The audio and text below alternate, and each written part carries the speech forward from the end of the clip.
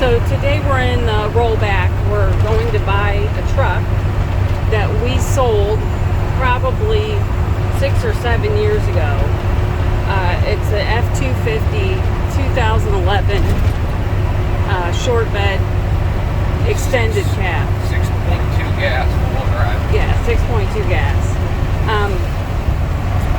And we bought it in Oklahoma. And we went down to get it, and we took our F250 one. We had a couple of red ones back then. We took our F250 and They were 2013 and 2014, I believe. I think 6.2 gas, standard cab, long bed, two-wheel drive. And I'd go down there often, down northern Texas, Arkansas, Oklahoma. And we would buy truck beds, and the way we would do it, well, we were buying super bitty parts. What we would do is we'd take the bed off of my truck, and I made some temporary mud flaps, and I took a bumper and I cut holes in the back of the bumper for tail lights and backup lights. So we would drive down there with no bed, no bunk, no nothing on the truck, just that and a toolbox that I ratchet strap to the frame rails. And we go down there and I would buy a bed, put it on the truck, and then I'd buy another bed, flip it upside down on that bed, strap it down, fill that bed full of doors and bumpers and tailgates and hitches, and then we'd go buy a trailer. I was buying brand new trailers, and we go pick up a truck or more beds and doors and cabs, whatever we could get for super shitty parts, and then we'd bring them all back home and we'd sell everything. We usually had everything sold before we got back, and it was like a 4-day road trip, right? mm-hmm. And we would drive down there almost straight through 929 miles in one day. It was enjoyable, the trip part, but the driving was awful. But it was a tight schedule, so we'd come back and I'd sell everything, sell the trailer, sell all the parts, and then Monday morning we'd start over again. And so that's how we got this truck. I located it down there. Went down there, did the same deal. Took a truck down, no bed. Bought a bunch of beds. Bought a trailer. Bought the truck. Put the truck on it. I think I put a bed on top of that truck. And then I put beds in front of that truck. And we pulled that home with our little red F250. And it was, I think we got just over 9 miles a gallon doing that. And that was doing 74 miles an hour coming down the highway from Oklahoma. It was very enjoyable. We really kind of missed doing that. And so this truck, we bought it, and it had some dents in the bed. Transfer case was broken. The front drive shaft failed, locked up, and then a hardened joint, and took out the transfer case. So I put a transfer case in it and a drive shaft, and I had a brand new takeoff bed, so I swapped out the one because it was rust free. I swapped it out, sold that bed, put the new bed on it, and I put 4 brand new General Grabber AT3s on it. And my intention was I went and got that truck for you. Yeah. And I got it all done and gave it to you, and now you can take over. What happened then? I just didn't like driving it for every day. Not that I go that many places, but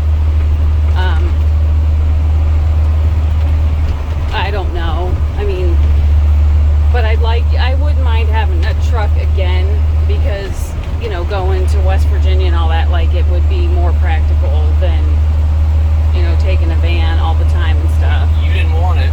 You preferred your van, so you went back to a van, and I found a van down in Oklahoma and had it shipped up here for you.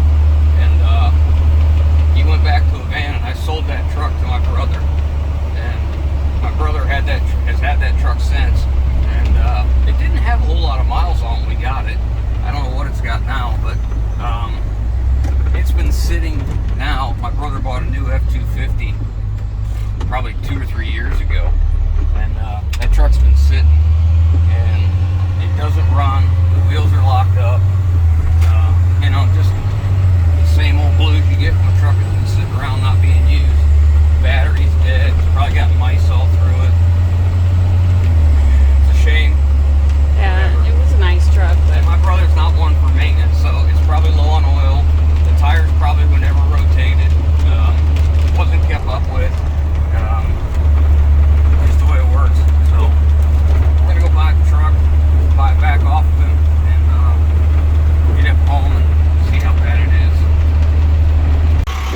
dodged the rain.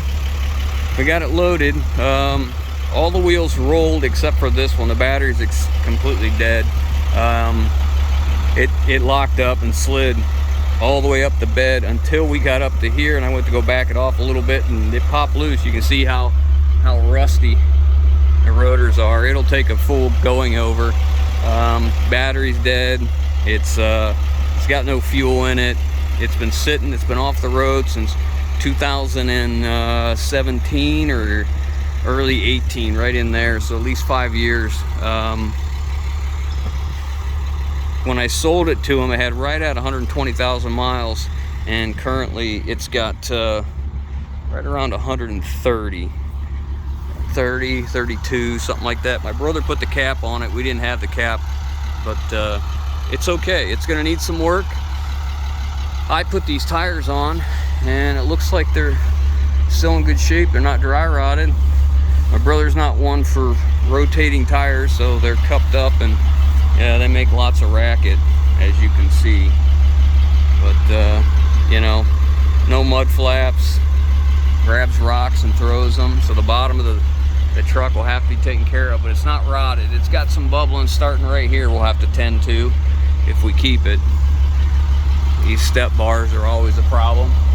Underside's pretty decent for being sitting in his yard, I guess. That's where it's been sitting. So let's get her home, get her unloaded, and let's see what we can do about getting her running. Not bad. Got lots of wasp nests. Some huge ones in the mirror and in the door right there. Well, it's been a couple days. Got the square body out of the shop, so I think we're gonna move some stuff around and put this in there. I noticed it started leaking. Got looks like a wheel seal leaking right there, but it's all right. We'll get it in and go over the whole thing. Get it right and get it ready to go. This is gonna be our new basic daily transportation, I guess.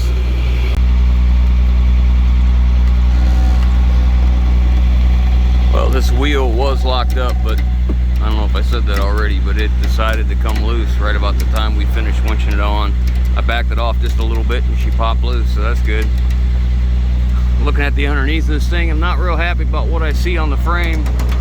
Underside of the body starting to get a little surface rust.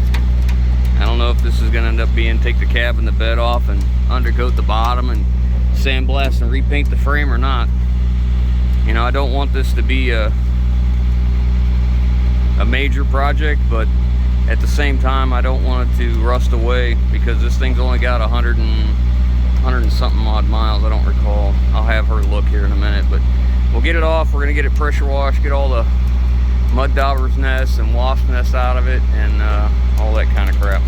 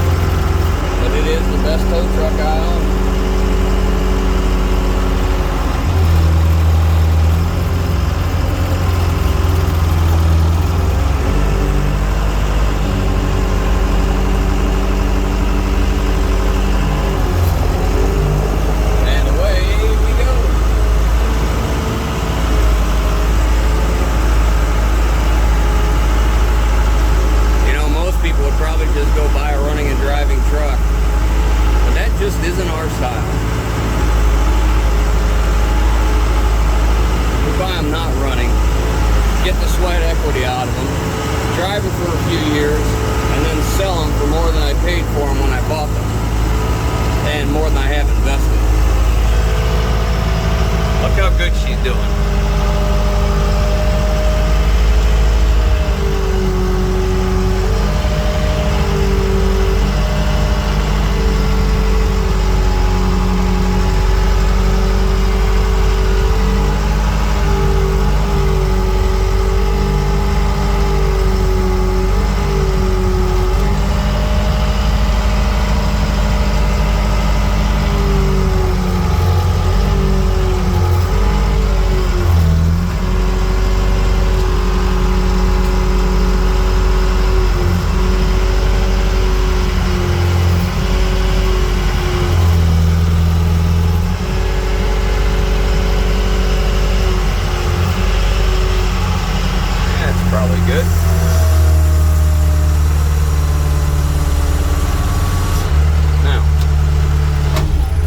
this hooked up because that's how it's going in the garage.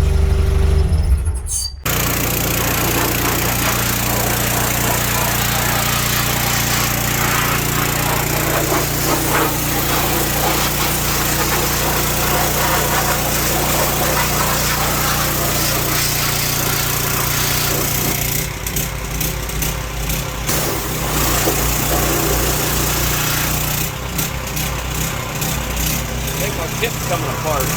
Yeah.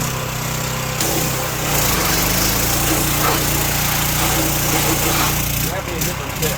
Okay.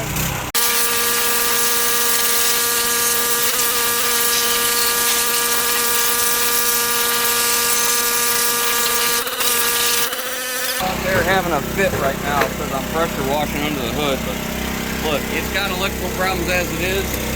I'll find them, and if I have to, well, I just have to do it. Never been a problem before.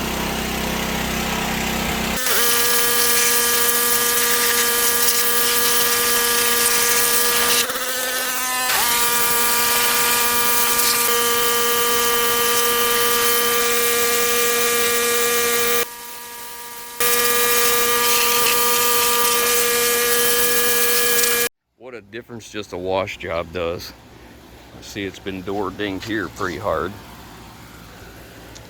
And got all the barnacles off of it.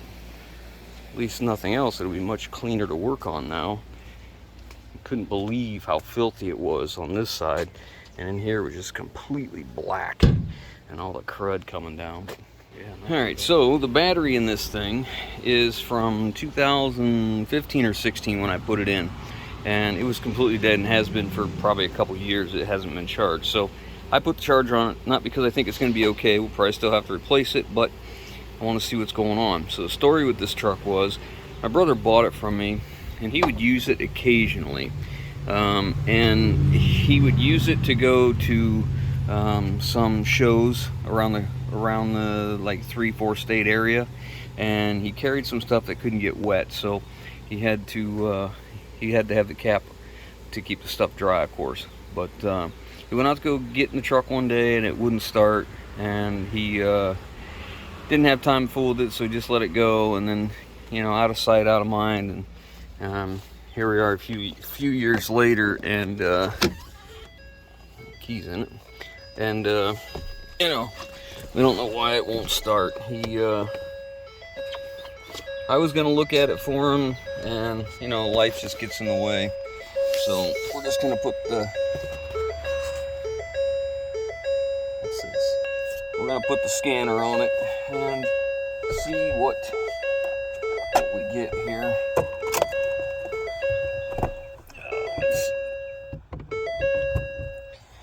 So at first I turn the key on. Alright, so the first thing we want to do is we want to look for the check engine light to come on and go off, and that tells us that the ECM is actually able to turn on.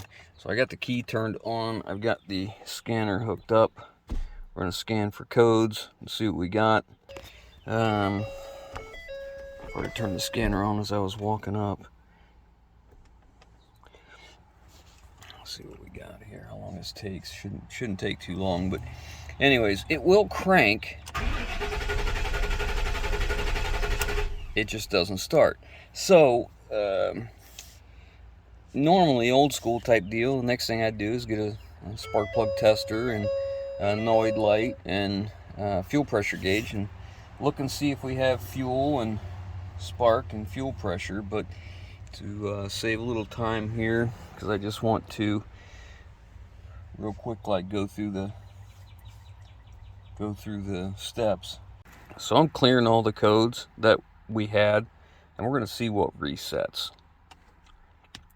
and work with that. Takes it a minute, there's a few in there. Okay, code scan, key still on. No airbag codes, no transmission codes, no instrument panel. What do we got? Tire pressure, that's all we got.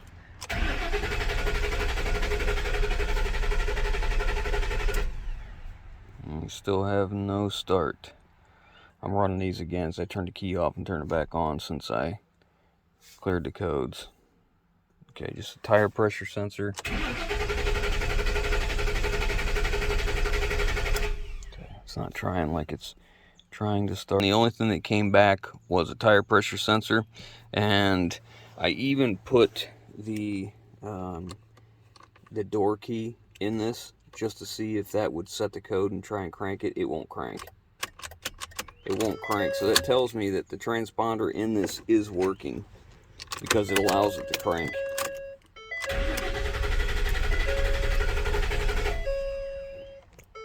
It's interesting. I didn't see the tack move. There it is. Okay. Okay, so I'm going to look into a couple things now, and we'll go from there. Since we have no codes, we're going back to old school. Check for spark, check for injector pulse, and check for fuel pressure. Alright, we're going to give it a little snort of the good stuff because we want to check a few things before we go too far. Alright, first off, we've cranked it over, so we know that it cranks okay. We'll give it a snort of the good stuff. Just a little bit. All we want to do is just see if it'll fire. So it cranks over good, which tells us the engine is probably okay internally. We just want to make sure it's set a long time that it actually can make compression and can run. Okay, so it did fire. It fired off starting fluid. So if it fires off starting fluid, that tells us several things. It tells us the ECM can turn on, it can control the injectors, and it does see correct timing, and our internal engine base timing is good, and the engine itself can make compressions. And as smooth as that was, it tells us that more than likely all the cylinders are okay. Now we're done with that. The next thing we need to do is see, because we just added an outside fuel source, now we need to see what's going on, why it's not getting fuel. So we know it's not the anti-theft because it's firing off the coils. It probably would have shut them off. So, and not let it start or not let it crank. I imagine not let it crank is more accurate. So we need to find out, is it that there is no fuel to the injectors, or are the injectors not being fired by the ECM? So we can test the fuel pressure if we have an adapter for this truck, and then we can check with a test light at the injectors and see if they are firing. If I have the adapter for the light, we'll do that first. So these are injector test lights, or Noid lights as we call them. These are set up with a bunch of different pin configurations for different style of injectors, and these are spark testers. These are a high energy spark tester where the electrode is recessed out of there, so it has to jump outside the porcelain. This is your standard old stuff with a lower output. So we're just gonna take off one of the injector wires and see if we have one of these that fits it. You don't have to use these Noid lights. You can use a regular test light doing the same thing. Just take a couple paper clips, unplug it, take a couple of paper clips, back probe on the wire side where the weather pack is, and connect a regular test light there, and that would tell you the same thing. These are just kind of convenient, that's all.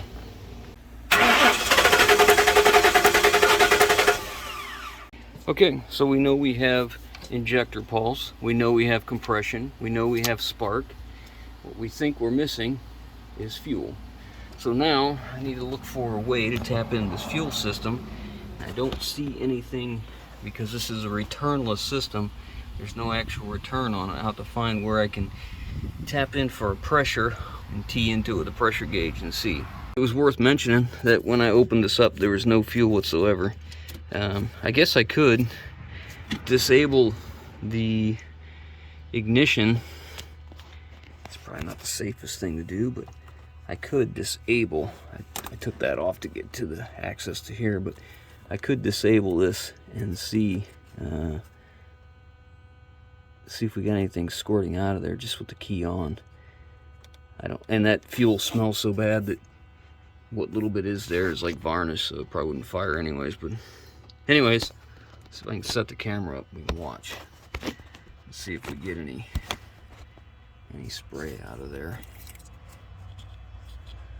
There's the end of it.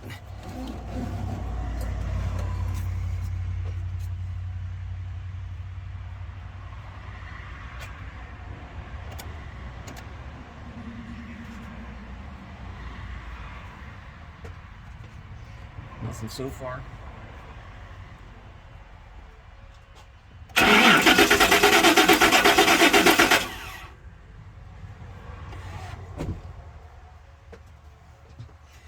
Look at that, nothing. Okay, so we got no fuel coming out. So before we go too much farther with this, we're gonna start looking at fuses and make sure that all of our fuses are good, and relays for the fuel pump before we go any farther and get underneath this thing. Whew. That's not a good sign, is it? Look at how rusty that is. Oh boy. Okay, we'll find which one's for the fuel pump and which one's a fuel pump relay. I want to check the fuses that control the fuel pump, but I also want to check all the other fuses as well, just to make sure something else isn't causing the ECM to not turn on the fuel pump. So there's supposed to be a diode right here. I don't see anything, but it could be not here. It could be under there. I'll have to look and see, because I don't remember ever seeing anyone there, and it doesn't look like it's been removed. It looks like it's never been there. There's a fuse here at 57. No, 57 is this relay way up here. This is the relay for it. 66 is the, as you can see, my red light come on at the bottom of my fuse of my test light there. It's LED. And on that side we have power on both. Then we have one here. One's for the actual fuel pump, the other is for the relay. And I've taken the relay out, and the way a relay works is you're using smaller amperage to control larger amperage or larger voltage, either way. In this case we're using both 12 volts, so we're using a smaller amperage coil to control a larger draw. So we have two powers. We have a power coming in off the 20 that comes here, and then it's waiting for a path to come across. We also have a power from the ignition on the 10 coming to another terminal, and then the PCM controls a ground to here and energizes the coil. When it energizes the coil, it makes this connection here and lets the electric, actually I think it's here, pass through to the fuel pump module. These systems don't use a regulator or a return system. They use a pulse width modulated module that speeds up the RPM and slows down the RPM based on what the pressure requirement is. So that's going to be based on ambient temperature, altitude, engine temperature, percentage of load, in drive. I mean, there's so many parameters, so many things that goes into the calculation of how much fuel pressure to give. But we know we're good here because I've taken this out and checked it, and also with the key on, I can hear that relay clicking, and I swapped it for another one just to be sure, and it is clicking. So we know at least the PCM is controlling this and telling it yes to send the signal past. So now we got to go to the module and see if we have power going into the module and out of the module.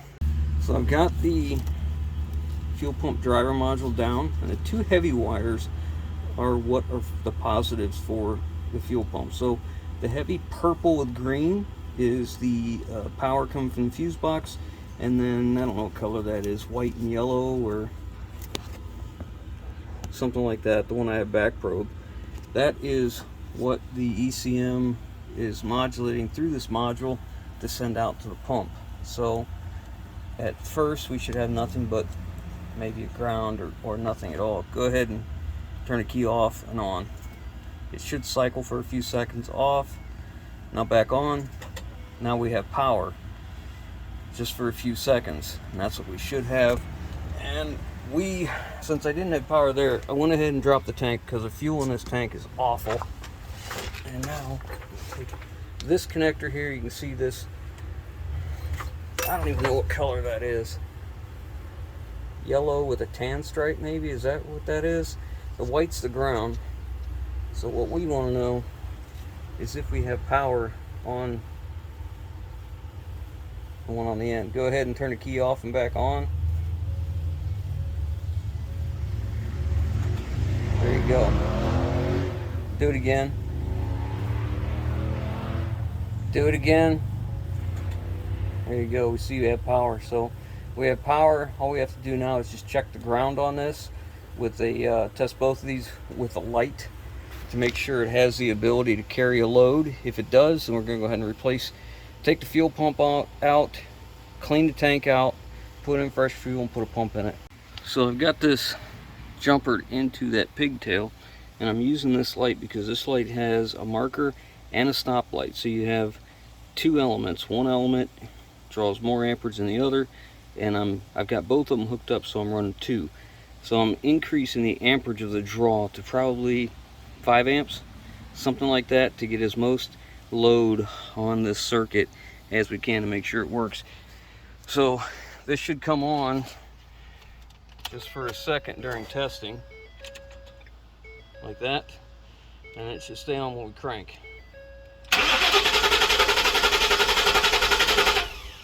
Okay, so that tells us that the module is able to send power to the pump. The pump just isn't turning on and making pressure, so it's not in the connector. Plus we know this is bad gas anyway, so we're going to go ahead and take that tank, pull it out, get the sending unit out, empty the fuel out, clean it all up, put a new pump in it, and fresh gas. But that tells us that our wiring to that point is good. So let's just get that out and see what it looks like. So I have ordered a fuel pump, and it won't be in for a few days, so I think we're going to call it a video here. We'll come back once I get the fuel pump. We'll go through the install procedure, and then we'll hopefully, if it starts up like I hope it will, we'll go on our first test drive and see what else it's going to take to make this thing right. I'm sure it's going to be a lot. It hasn't had much maintenance in the last few years, and it's been off the road since 2017. So I don't know exactly what we're going to get into, but I figure it's going to be a fair amount of work. But I hope that whole procedure that helps someone who's possibly in the same predicament. So thanks for watching, guys. Catch you on the next one.